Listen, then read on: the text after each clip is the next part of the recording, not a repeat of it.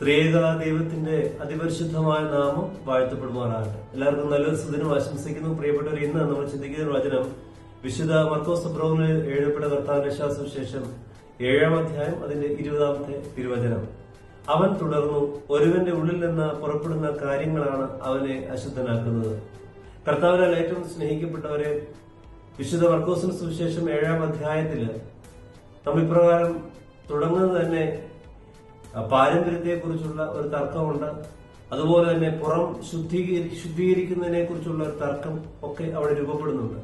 അതിനൊക്കെ ഉള്ള മറുപടിയായി ക്രിസ്തു തന്റെ ശിഷ്യന്മാരെ പഠിപ്പിക്കുന്നത് ഇങ്ങനെയാണ്: ഒരുവന്റെ ഉള്ളിൽ നിന്ന് പുറപ്പെടുന്ന കാര്യങ്ങളാണ് അവനെ അശുദ്ധനാക്കുക.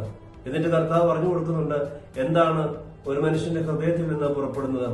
മനുഷ്യന്റെ ഹൃദയത്തിൽ നിന്നാണ് ദുശ്ചിന്ത, പരസംഗം, മോക്ഷണം, കൊലപാതകം, വ്യഭിചാരം, ദുരാഗ്രഹം, ദുഷ്ടത, വഞ്ചന, ഭോഗാസക്തി, അസൂയ, ദൂഷണം, അഹങ്കാരം, മൂഢത ഇവയാണ് പുറപ്പെടുന്നത്.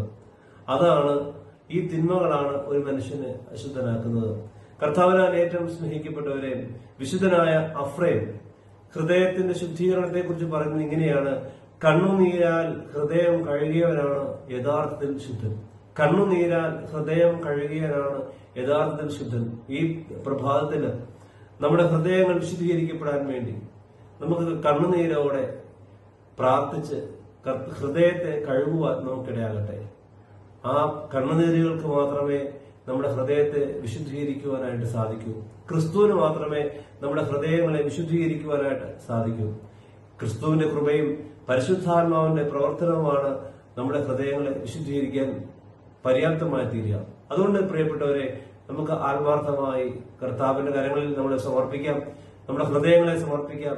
ഹൃദയത്തിന്റെ വിശുദ്ധീകരണത്തിന് വേണ്ടി നമുക്ക് ആഗ്രഹിക്കാം. ഒന്ന്, ഒരു സ്വയം പരിശോധന ഈ ദിവസങ്ങളിൽ നമ്മുടെ ജീവിതത്തിൽ ഉണ്ടാവണം.